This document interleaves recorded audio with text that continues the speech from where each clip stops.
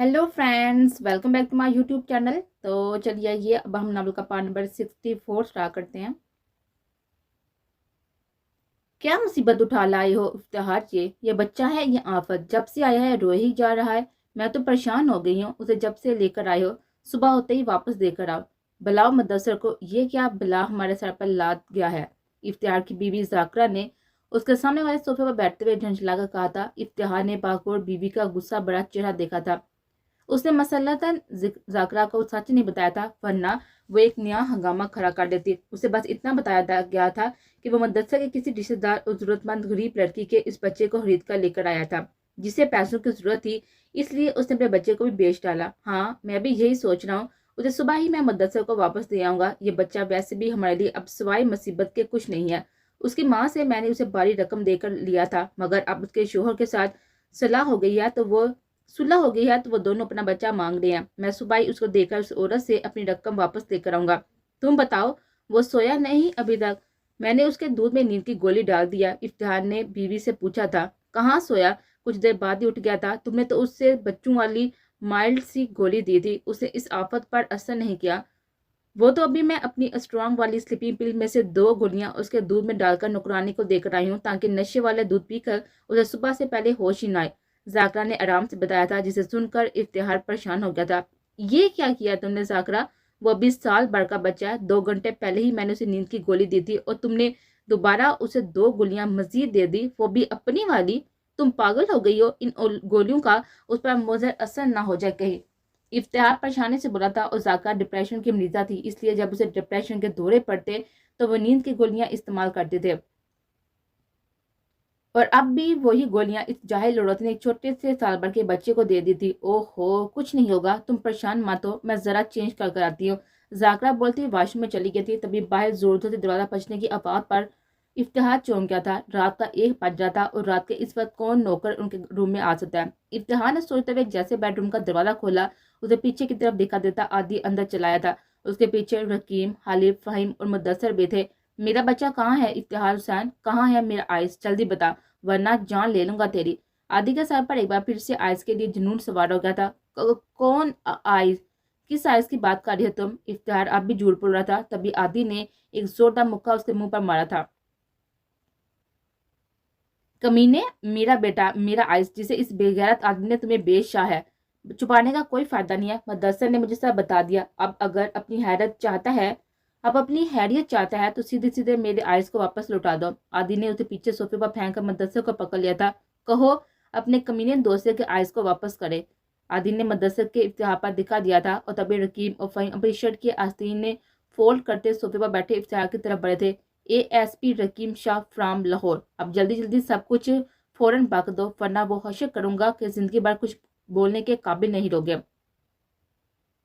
रकीम सोफे के किनारे पर पैर रखते हुए जरा सा झुका था, अपने घुटने पर एक हाथ की कोहनी टकाता हुआ इफ्तिहार की आंखों में देखकर बोला था। साथ ही उसने इफ्तिहार के बाल भी मुट्ठी में जकड़ लिए थे। अपने बाल खींचने जाने पर इफ्तिहार जोर से चिल्लाया था। शोहर की चीज सुनकर जागरा फौरन से बाथरूम से बाहर निकले थे। उसके पास खड़े हुए फहीम ने मदरसे को गले से पकड़ा हुआ था। कौन कौन हो तुम लोग? ऐसे कैसे अंदर चले आए हो? साकार ने अपने सामने खड़े इन चारों नौजवान को सहम कर देखा था, जो होनहार तेवरों के साथ उसके शोहर और मदरसे को पकड़े हुए थे। वो उन्हें कोई गुंडा बदमाश भी नहीं समझ सकती थी कि अपने हुलिये से वो गुंडे तो हरगिज नहीं लग रहे थे। सूटेड बूटे स्टाइलिश से लड़के शक्ल सूरत से लेकर हाल हुलिये तक से बहुत ही आला और शानदार लग रहे थे। कौन थे आहर ये लोग? जाकरा को सामने देखकर इफ्तिहार बोला था। जाकरा, ये आयस को लेने आए हैं। ये आयस के फादर और ये एएसपी रकीम है। जाओ आयस को लेकर आओ। इफ्तिहार आदि के बाद रकीम की पोस्ट का सुनकर डर गया था, जबकि आदि ने हुनवा नजर से मदरसे को देखा था। मगर अपने पैसे तो ले ले इफ्तिहार, हमने इस मदरसे को इतनी बड़ी रकम दी है, आप हमारे पैसे हमें लौटा दे, हम आपके बच्चे को वापस कर देंगे। जाकरा फौरन बोली थी। लिसन हाथोर, आपके पैसे आपको मिल जाएंगे, वो भी डबल, मगर पहले हमारे बच्चे को वापस लौटाएं, वरना मजबूरन हम पुलिसिये अंदाज में पूरे घर को सर्च करेंगे और गैर कानूनी तौर पर एक मासूम बच्चे को किडनैप करके खरीदने के जुर्म में अभी के अभी आपके शोहर और आपको गिरफ्तार कर लेंगे, समझिए आप? और जो बात मैं प्यार से पूछ रहा हूँ ना, वही बात लेडी पुलिस ऑफिसर आपको मार मार कर पूछेगी। आपकी बार खालिद संजीदगी से बोला था। उसकी बात सुनते ही जाकरा फौरन घबराकर बाहर भागे थे। فہیم اور رکیم اس کے پیچھے پیچھے باہر گئے تھے۔ باہر وہ کچھ دور بنے ایک چھوٹے سے کمرے میں داخل ہوئی تھی۔ روم میں ایک طرف پڑے ہوئے سنگل بیڈ پر آئس بے خبر سو رہا تھا۔ اسی بیڈ پر سر رکھ کے ایک 9 عمر لڑکی بھی زمین پر بیٹھے بیٹھے سو رہی تھی۔ شاید اسے آئس کا خیال رکھنے کے لیے وہاں پر بٹھایا گیا تھا۔ ذاکرہ نے آگے بڑھ کر فوراً آئس کو گود میں اٹھایا تھا۔ آئس کا سرخ و سفید چہرہ اس وقت ہلکا ہلکا نیلا ہو رہا تھا اور بری طرح سے سوجا ہوا بھی لگ رہا تھا۔ شاید وہ سونے سے پہلے بہت دیر تک روتا رہا تھا۔ فہیم نے ذاکرہ سے جبڑ کر آئس کو چھینا تھا اور اسے گلے سے لگا کر غالب کے پاس ہی روم میں چلایا تھا۔ فہیم کی گود میں آئس کو دیتے عادی تیر کی تیزی سے اس کے پاس آیا تھا اور آئس کو اپنی گود میں لے کر سینے سے لگایا تھا۔ میرا بچہ، میرا آئس۔ عادی نے سوتے ہوئے آئس کے سر کے پشت پر ہاتھ لگاتے اسے ذرا سا آگے کیا تھا اور اس کا چہرہ دیکھنے لگا تھا جو اس وقت ہلکا ہلکا نیلا ہو رہا تھا۔ تبھی آئس نے ایک زوردار ہچکی لی تھی اور ساتھ اس کے جسم کو ہلکے ہلکے جھٹکے لگنے لگے تھے۔ اسے اس طرح سے عجیب انداز میں کانپتا ہوا دیکھ کر عادی پریشان ہو گیا تھا۔ یہ کیا ہو رہا ہے؟ یہ کیا ہو رہا ہے میرے بچے کو؟ کیا کیا تم لوگوں نے اس کے ساتھ؟ یہ اس کا چہرہ نیلا کیوں ہو رہا ہے؟ بولو۔ عادی دوبارہ افتخار کی طرف لپکتے ہوئے دھاڑا اٹھاتا۔ غالب نے تیزی سے افتخار کی گردن پکڑ لی تھی۔ بتا، کیا کیا ہے تم نے آئس کے ساتھ؟ بتا۔ غالب اس کی گردن دباتا ہوا گرج کر بولا تھا۔ میں نے کچھ نہیں کیا۔ یہ میری بیوی ڈپریشن کی مریضہ ہے۔ اس نے آئس کو اپنی نیند کی گولیاں کھلا دی تھی۔ افتخار بیچی بیچی آواز میں بولا تھا، جبکہ اسی وقت کمرے میں داخل ہوتی ذاکرہ افتخار کی بات سن کر ایک دم گھبرا گئی تھی۔ نہیں، میں نے بس 2 گولیاں دی تھی، وہ شور کو گھٹتے ہوئے جلدی سے بولی تھی، مگر افتخار کی بات سنتے عادی کا دماغ پک سے اٹھ گیا تھا اور غالب، فہیم، رقیب بھی چکرا کر آئے گئے تھے۔ او خدایا، تم نے اتنے سے بچے کو نیند کی گولیاں دے دی، وہ بھی ایک ڈپریشن کی مریضہ کی۔ تم انسان ہو یا جانور؟ اس لیے تم جیسے پتھر دل اور بے حس لوگوں کو اللہ نے اولاد کی نعمت سے محروم رکھا ہے، کیونکہ تم اس قابل ہی نہیں ہو۔ حکیم، اریسٹ کرو ان تینوں کو اور اچھی طرح ریمانڈ پڑھ لو۔ چھوڑنا نہیں ان کو۔ کڈنیپنگ اور ایک معصوم سال بھر کے بچے کو اللیگل طور پر خریدنے کے ساتھ ہی اٹیمپٹ ٹو مرڈر کا چارج بھی لگانا کمینوں پر، یہ بچنے نہیں چاہیے۔ فہیم زور سے ڈانٹتا ہوا بولا تھا اور آئس کو سینے سے لگائے عادی کے ساتھ ہی باہر کی طرف دوڑ گیا تھا، جبکہ حکیم غالب کو ساتھ لیے مدثر، افتخار اور ذاکرہ کو باہر موجود اپنے آدمی کے حوالے کرتا خود بھی عادی کے پیچھے بھاگا تھا۔ وہ دل نہ ہونے کے باوجود بھی وہ عارفہ کا ساتھ دینے کے لیے کھانے کی ٹیبل پر آ بیٹھی تھی۔ اس کا دل نہ جانے کیوں اتنا بے چین ہو رہا تھا، مگر پھر بھی وہ دل پر جبر کیے ہوئے عارفہ کی خاطر بیٹھ رہے تھے۔ کھانے کے دوران ہی شاہد اور نجمہ ابھی وقتاً فوقتاً ایک ایک ڈش اٹھا کر پیش کرتے رہے تھے، مگر میروسا کا دل اپنے پسند کی چیزیں دیکھ کر بھی کچھ کھانے کے لیے نہیں مان رہا تھا۔ جیسے تیسے کھانے سے فارغ ہو کر نجمہ اسے اور عارفہ کو لیے ہوئے اپنے روم میں چلی آئی تھی، جو عارفہ اور میروسا کے لیے سیٹ کیا گیا تھا۔ روم میں داخل ہوتے ہی میروسا کو زور کا جھٹکا لگا تھا۔ پورے روم کو اس کی پسند کے مطابق سجایا گیا تھا۔ آف وائٹ پینٹ کے ساتھ میرون پردے، میرون قالین اور گولڈن میرون صوفے۔ گولڈن پٹی والے بیڈ پر گولڈن میرون کلر کی بیڈ شیٹس بچھی تھی۔ پورے روم ایک بے حد خوبصورت سرپرائز لک دے رہا تھا۔ اس کے ساتھ جس چیز نے میروسا کو شاک کیا تھا وہ روم کی چاروں دیواروں کے پر موجود میروسا کی بڑی بڑی انلارج فوٹوز تھی۔ بیڈ کے سائڈ ٹیبلز پر میروسا اور عادی کی شادی کی اور والد دنوں کی پکس بھی رکھی تھی۔ عارفہ بھی گھوم گھوم کر چاروں طرف دیوار پر ٹنگی ہوئی میروسا کی فوٹوز دیکھ رہے تھے۔ واؤ ماہی بی بی، آپ کی اتنی ڈھیر ساری تصویریں، اور یہ تصویر تو شادی کے پہلے کی ہے نا؟ عارفہ دائیں طرف والی دیوار پر لگی میروسا کی بڑی سی انلارج فوٹو کو چھو کر بولی تھی۔ یہ تصویر فرش سے ذرا اوپر سے شروع ہوتی ہوئی آدھی سے زیادہ دیوار تک لمبی تھی۔ یہ فوٹو کینیڈا کی تھی۔ اس میں وہ سفید برف میں سر سے پیر تک نیلے رنگ کے کپڑوں میں ملبوس تھے۔ ڈارک بلو ہوڈی کا گولڈن فریل والا کیپ سر پر ٹکائے، بلو بڑے بڑے گاگلز لگائے، نیلے رنگ کی فٹڈ جینس میں وہ سکیٹنگ کرنے جا رہے تھے، جب سفین کے اچانک آواز دینے پر میروسا نے اس کو مڑ کر دیکھا تھا اور سفین نے کلک کی آواز کے ساتھ ہی اس کی پکچر کیپچر کر لی تھی۔ یہ پک اس کی خوبصورت ترین پکس میں شمار ہوتی تھی۔ نیلے رنگ میں اس کے سفید رنگت شیشے کی طرح چمک رہے تھے۔ بقول سفین کے، میروسا کی یہ پک اتنی بھرپور اور مکمل تھی کہ اسے اگر وہ کسی انٹرنیشنل میگزین میں چھپنے کے لیے دیتی تو میروسا کو آسانی سے ہالی ووڈ موویز کے نیو کمر ایکٹریس کے طور پر پسند کر لیا جاتا، یا کم سے کم اسے ایک آدھ فلم میں آسانی سے چانس تو مل ہی جاتا۔ سفین نے اس پک کو ڈیولپ کروا کر رکھا تھا اور ساتھ ہی اس پک کو فون میں بھی بہت ہی سنبھال کر رکھتے تھے۔ میروسا کی شادی کے بعد اس نے عادی کو جب یہ پک دکھائی تو وہ ایک پک کو دیکھ کر جیسے اس کا دیوانہ ہی ہو گیا تھا۔ اس نے اس پک کو فوراً سفین سے اپنے فون میں لیا تھا اور اس کے بعد اس پک کو عادی نے اپنے pillow covers, cushion covers, dressing room کی الماری کے سلائڈنگ ڈورز اور اپنے کافی مارکس پر بھی پرنٹ کروایا تھا۔ یہ عادی افندی کی چیپ حرکتیں، اسے بیماری ہے مجھے امپریس کرنے کی، ایسے ڈرامے کرنے کی۔ یہ تصویریں بھی اسے مجھے دیکھ کر اسٹور روم سے نکلوا کر ابھی ابھی لگوائی ہوں گی تاکہ مجھے جتا سکے کہ ابھی میں اس کو یاد ہوں۔ یہ سب سمجھتی ہوں میں اس کی چلاکیاں۔ تبھی تو کہہ رہا تھا کہ اسی روم میں رکنا، یہی سب دکھانے کے لیے ہمیں اس روم میں رکنے کے لیے کیا ہوگا۔ میروسا تلہی سے بولی تھی۔ جب اس کی بات سن کر وہیں پر کھڑی نجمہ حیرت سے میروسا کو دیکھنے لگی۔ میڈم، ہم لوگ آپ کو پہلے سے نہیں جانتے تھے کہ آپ کون ہیں، کیونکہ ہمیں سر نے کبھی نہیں بتایا تھا کہ آپ کے بارے میں کہ آپ ہماری مالکن ہیں، مگر ہاں، میں شروعات سے یہیں پر کام کرتی ہوں۔ یہ گھر جب سے بن کر تیار ہوا ہے تب سے میں یہیں پر ہوں۔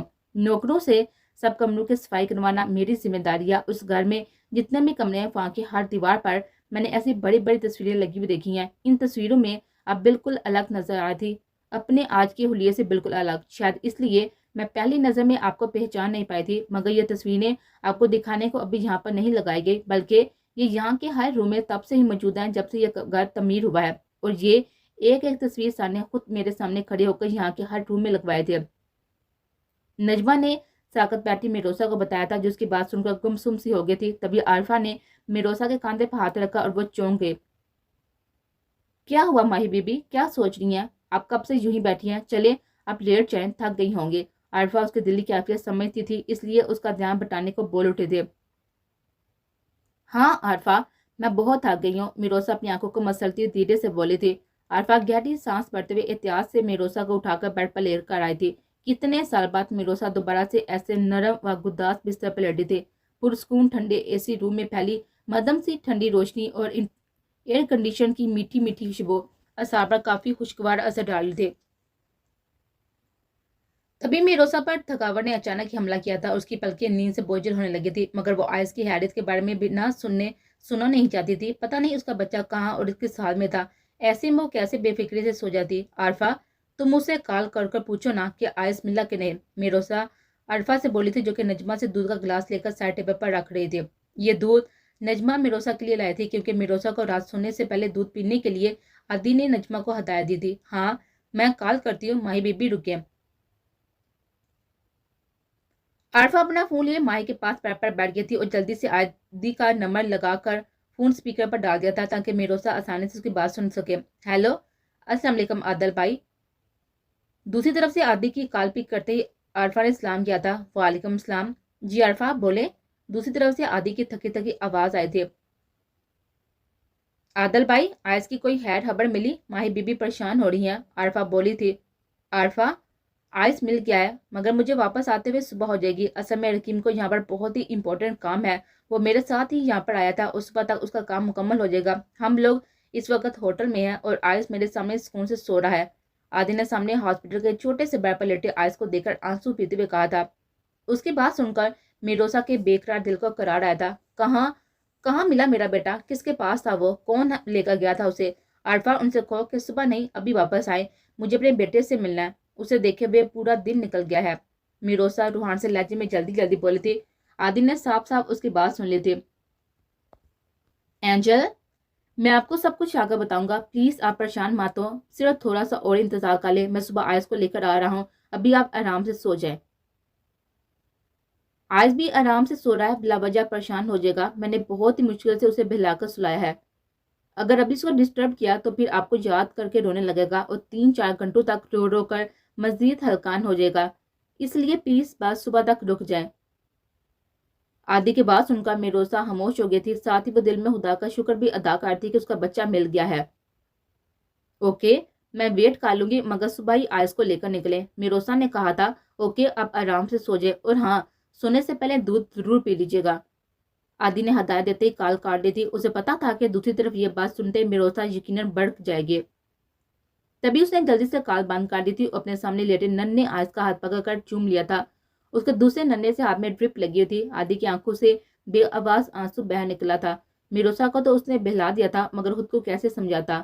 اس کے سامنے لیٹے اس کے معصوم بچے کی حالت ٹھیک نہیں تھی، ابھی تک وہ خطرے سے باہر نہیں نکلا تھا، اس کے گردوں میں شدید قسم کا انفیکشن پھیل گیا تھا، اس دوائی نے 2-3 گھنٹے میں ہی آئس کو زبردست نقصان پہنچایا تھا۔ رکیم نے روحان کو کال کر کے آئس کی طبیعت کے بارے میں سب بتایا تھا اور اس کے ہی مشورے سے آئس کو ابتدائی ٹریٹمنٹ دیا جا رہا تھا۔ اس کی حالت سنبھلتے ہی عادی کو جلد سے جلد لاہور کے لیے نکلنا تھا اور روحان کے ہاسپٹل میں ہی آئس کو ایڈمٹ کروانا تھا۔ یہاں کے ڈاکٹرز نے آئس کی حالت سنبھلنے تک اسے 2-3 گھنٹوں کے لیے انتہائی نگہداشت میں رکھا ہوا تھا۔ اسے سانس لینے میں پریشانی ہو رہی تھی۔ عادی بھی بہت ہی ضد کر کے کچھ منٹ کے لیے ڈاکٹر سے پرمیشن لے کر ابھی اندر آیا تھا، جبکہ دوسری طرف عادی کے گھر میں موجود عرفان نے کال بند کرتے شرارت سے مسکراتے ہوئے دودھ کا گلاس میروسا کے ہاتھ میں تھمایا تھا۔ سونے سے پہلے دودھ ضرور پی لیجیے گا، میروسا کے سامنے دودھ کا گلاس لہراتے عرفان نے شوہی سے بولی تھی۔ تبھی میروسا نے ایک شکایتی نظر عرفا پر ڈالی اور دودھ کا گلاس سر پر رکھتی کمفرٹر اوڑھ کر سونے کے لیے لیٹ گئی۔ اسے اپنے آج کی حیرت مل گئی تھی، اس لیے اب وہ سکون سے سو سکتی تھی، اور یہی ہوا تھا۔ تھوڑی دیر میں وہ دنیا و مافیا سے بے خبر ہو کر نیند کی وادی میں کھو گئے تھے۔